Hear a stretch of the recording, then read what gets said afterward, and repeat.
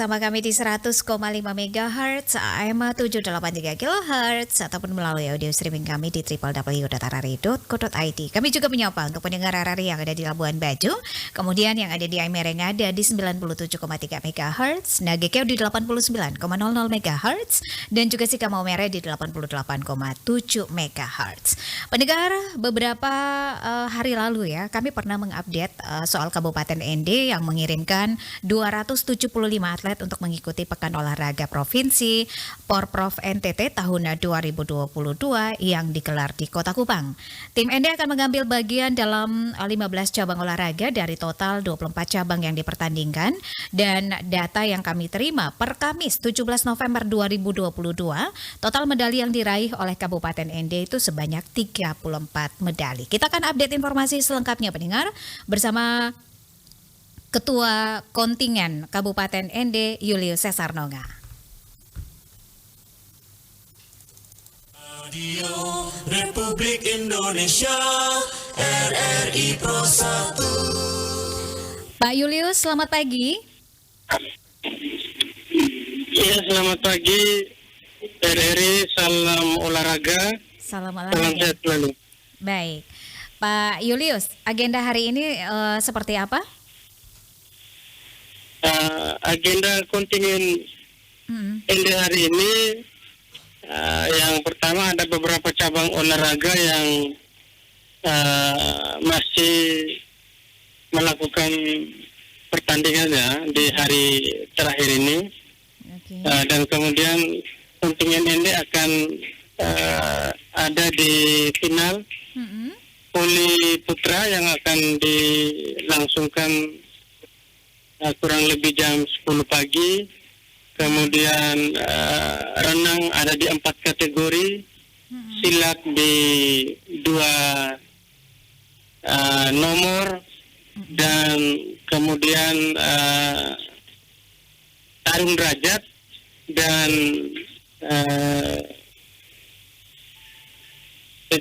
dan tarung derajat. Yang karate, terus karate juga akan melaksanakan pertandingan di hari ini. Nah, sebelum upacara penutupan nanti sore. Oke, berarti ada 4 cabang olahraga yang belum bertanding begitu ya. Hari terakhir ini akan bertanding, Pak Julius. Baik, kami boleh update dulu ini soal perolehan medali yang diterima oleh Kabupaten ND, yang diraih oleh Kabupaten ND ini 43 untuk tercatat per Kamis ya, 17 November 2022 begitu Pak Julius, 43 ya? Iya, 43 itu yang update sebelum jam 3 malam. Jam berapa? Mohon maaf Pak. Terputus Jam lagi. 7 malam. Jam 7 malam ya. Tetapi total sampai hari ini yang terbaru adalah 45 medali. Ya. Karena tadi malam ada tambahan lagi dari cabang bola basket, 1 perak untuk tim bola basket putra, dan kemudian 1 perunggu untuk tim bola basket putri. Jadi totalnya 45 ya untuk medali. 45 ya. Aha. Baik, dari 45 ini rinciannya seperti apa? Emas, perak dan juga perunggunya Pak Julius? Rinciannya untuk perunggu di 24 medali, kemudian perak 8 medali, dan emas 13 medali. Satunya itu dari cabang olahraga sepak bola. Okay. Yang atas keputusan KONI NTT, TMC itu bagian dari Pekan Olahraga Provinsi untuk cabang sepak bola. Sehingga ada 1 emas lagi untuk ini dari cabang sepak bola. Baik, ini paling banyak dari cabang olahraga mana ini perolehan medalinya? Yang paling banyak mungkin dari cabang olahraga renang. Dari renang ya paling banyak. Berapa Pak Julius? Saya belum dapat datanya, tetapi renang kemungkinan yang terbanyak yang menyumbangkan emas, perak dan perunggu. Oke, baik. Nah, dari total 45 ya, data yang diupdate pagi hari ini 45 medali yang diterima atau yang diraih oleh Kabupaten ND. Apakah ini sesuai dengan ekspektasi dari Kabupaten ND, Pak Julius? Kalau ekspektasi tentu belum lah, tentu belum kita sandingkan dengan target yang kita tetapkan. Sebelum kita berangkat ke Kupang, karena target kita adalah 20 medali emas, kemudian berada di posisi urutan di 3 besar. 3 besar ya, oke. Nah, dari Tetapi mudah-mudahan target itu bisa terrealisasi ya. terrealisasi atau paling tidak mendekati dari target yang kita sudah tetapkan. Tetapi Iya. kalau kita sandingkan dengan capaian kontingen ND di Porprov ke-7 tahun 2018, maka ada peningkatan yang cukup signifikan untuk perkembangan olahraga di Kabupaten ND, karena waktu Porprov ke-7 tahun 2018 kontingen ND hanya berhasil meraih 3 medali emas. Oke. Sementara di 2022 ini kita untuk sementara berhasil meraih 13 medali emas. Artinya ada peningkatan dari capaian atau hasil yang kontingen ini dapati selama mengikuti Pekan Olahraga Provinsi NTT. Baik. Nah, dari total medali yang diterima Kabupaten ND untuk rankingan sendiri ini pada Porprov kali ini tahun ini ND bisa masuk 5 besar begitu Pak Julius, ini perkiraan begitu ya? Kalau berdasarkan kita menunggu update dari KONI ya? Dari KONI NTT, tetapi dari informasi masing-masing cabang olahraga yang mengupdate perolehan masing-masing cabang olahraganya, kemungkinan untuk ada di 5 besar itu ada. Ada di 5 besar pasti ada ya. Kalau di Porprov 2018 kita ada di posisi 19. Oh iya, oke, baik. Kemungkinan ada di kurang lebih 5 besar karena yang pertama, juara pertama itu sudah pasti akan diraih oleh Kota Kupang. Karena Kota Kupang ini perolehan medali emas terutama jauh meninggalkan kontingen-kontingen kabupaten lainnya. Ada jauh sekali karena memang berbagai faktor yang dimiliki oleh Kota Kupang itu lebih memadai. Tetapi kita akan bersaing dengan beberapa kabupaten untuk ada di posisi ke-2 sampai 5. Amin. Yaitu Kabupaten Belu, Kabupaten Sumba Bardaya, Kabupaten Kupang dan Kabupaten ND akan berada di area 5 besar itu. Oke, baik. Pak Julius, para atlet ini adalah aset ya yang kita miliki, aset yang dimiliki oleh Kabupaten ND begitu. Apakah mereka ini nantinya akan terus diikut ke dalam pertandingan-pertandingan untuk cabang olahraga yang masing-masing atau seperti apa ini? Yang pertama, kalau untuk keikutsertaan peningkatan prestasi, pengalaman dan jam terbang dari atlet, maka wajib kira-kira hukumnya untuk pemerintah Kabupaten ND melalui KONI untuk selalu berupaya mengikutsertakan atlet-atlet kita dari berbagai cabang olahraga untuk mengikuti event-event yang diselenggarakan oleh kabupaten-kabupaten lain maupun oleh KONI Provinsi Tenggara Timur. Karena hal itu penting untuk tadi yang saya sampaikan, atlet itu harus mendapatkan jam terbang yang cukup, latihan yang memadai, dan kemudian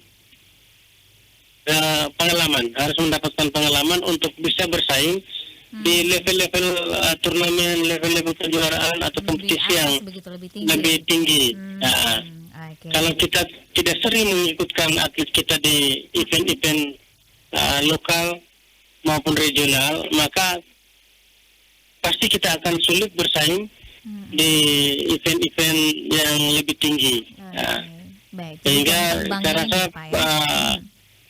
untuk mengikutkan semua atlet kita dalam kejuaraan, baik itu kejuaraan internal cabang olahraga masing-masing maupun multi cabang olahraga, itu mesti kita berupaya untuk mengikuti. Tentu dengan konsekuensi ikutan yang biasanya kami hadapi adalah ketersediaan anggaran, pendanaan yang sering menjadi kendala atau masalah yang paling utama untuk memaksimalkan potensi-potensi atlet yang kita miliki untuk terus berkembang, terus maju, dan bisa berbuat lebih banyak di event-event yang lebih tinggi. Oke, baik. Jadi kendala yang dihadapi adalah anggaran, kemudian apa yang harus diperbaiki, catatan-catatan ini ada sebagian sudah disampaikan begitu Pak Julius ya. Terus ada lagi, silakan. Untuk kegiatan event multi cabang olahraga seperti Pekan Olahraga Provinsi, ada satu hal yang menurut saya sangat diperlukan oleh Kabupaten Ende dalam urusan peningkatan kapasitas atletnya. Ende ini sudah saatnya haruslah memiliki gelanggang olahraganya, memiliki GOR yang representatif, yang bisa digunakan oleh semua cabang olahraga. Tinggal waktunya mungkin dibagi-bagi. Kalau kemudian sarana prasarana seperti gelanggang olahraga itu, GOR itu tidak kita miliki, maka sudah pasti atau hampir pasti bahwa untuk event Pekan Olahraga Provinsi Nusa Tenggara Timur itu kita hanya bisa bersaing dengan kabupaten-kabupaten lain. Untuk bersaing dengan Kota Kupang itu menjadi hal yang mustahil dalam event multi cabang olahraga seperti ini. Oleh karenanya, saya pikir pemerintah daerah bisa berusaha atau mengupayakan adanya GOR di Kabupaten ini, karena itu bisa digunakan oleh semua cabang olahraga. Oke. Schedule atau waktunya yang dibagikan. Pak Julius, ya, dari pengalaman ya, Anda sebagai ketua tim begitu ya, ketua kontingen dari Kabupaten Ende, Anda melihat selama Prof ya berlangsung di Kupang, di Kota Kupang, ini apa yang menjadi catatan dan juga perbaikan begitu ya, evaluasi untuk tim kita, tim dari Kabupaten Ende ini untuk bisa lebih baik lagi di tahun-tahun berikutnya begitu Pak Julius? Catatan itu mungkin yang pertama, semua cabang olahraga harus menyiapkan diri secara baik, karena memang event ini adalah antar kabupaten, sehingga semua cabang olahraga wajib untuk mengikutkan menseleksi, kemudian mengikuti atletnya dengan kapasitas atlet yang memang bisa dipertanggungjawabkan untuk mengikuti pekan olahraga setingkat Porprov ini. Kemudian yang berikutnya perlu kita pikirkan untuk menyelenggarakan event-event di tingkat lokal Kabupaten ini untuk semua cabang olahraga. Secara intens kita mesti buat itu. Ya, tentu kalau berharap pemerintah daerah Kabupaten Ende saja menjadi hal yang sulit, maka butuh juga keterlibatan atau kerjasama dari pihak-pihak lain yang bisa digandeng oleh pemerintah daerah Kabupaten Ende untuk selalu terjadwal, untuk selalu membuat event-event di semua cabang olahraga secara teratur. Karena dengan cara membuat event di tingkat lokal kabupaten secara teratur, secara baik, itu kemudian kita bisa menghasilkan dan kemudian menemukan bibit-bibit atlet baru di semua cabang olahraga. Itu dua hal mungkin yang saya lihat dari keikutsertaan kami di sini, karena memang kelihatan barometer cabang olahraga, masing-masing cabang olahraga ini kekuatannya sudah berimbang. Kekuatan sudah berimbang di kabupaten-kabupaten, memang masih didominasi oleh Kota Kupang, tetapi untuk semua kabupaten di luar Kota Kupang itu sudah sangat Berimbang ya. siap untuk mengikuti event ini. Jadi dulu misalnya silat itu menjadi andalan Kabupaten Ende, kemudian sekarang bisa diimbangi oleh kabupaten-kabupaten lainnya. Artinya bahwa semua kabupaten ini sebenarnya sudah berusaha untuk menyiapkan atletnya secara baik untuk mengikuti ini. Hanya dengan cara pembinaan dan menyiapkan waktu serta tempat mereka untuk mengasah kemampuan lewat turnamen-turnamen ataupun perlombaan-perlombaan yang kita siapkan, itu event yang kita siapkan itu bisa kemudian menambah jam terbang mereka, atlet-atlet kita, dan kemudian bisa kita temukan atlet-atlet potensial yang bisa diharapkan oleh NTT maupun Indonesia. Ada beberapa atlet kita yang kemudian ada di cabang atletik, ada juga di cabang bela diri, yang volley juga ada, yang langsung diambil oleh KONI NTT informasinya untuk dipersiapkan menuju ke Pekan Olahraga Nasional PON 2028. Ada beberapa nama atlet kita yang kemudian tercatat dan langsung diminta untuk bergabung ke SKO. Ya, oke. Baik. Dibina secara langsung oleh Dispora dan KONI NTT. Oke, baik Pak Julius. Terima kasih ya sudah meluangkan waktu untuk RRI ND. Jadi total untuk boleh kami update bahwa 45 ya medali yang sudah diterima oleh Kabupaten ND. Baik. Titip salam untuk semua atlet. Terima kasih sudah bertarung dan juga mengharumkan nama Kabupaten ND di tingkat provinsi begitu Pak Julius. Selamat pagi, salam sukses, salam olahraga Pak Julius. Ya. Terima kasih, salam olahraga. 100,5 FM Pro 1 RRI ND. Kanal Inspirasi.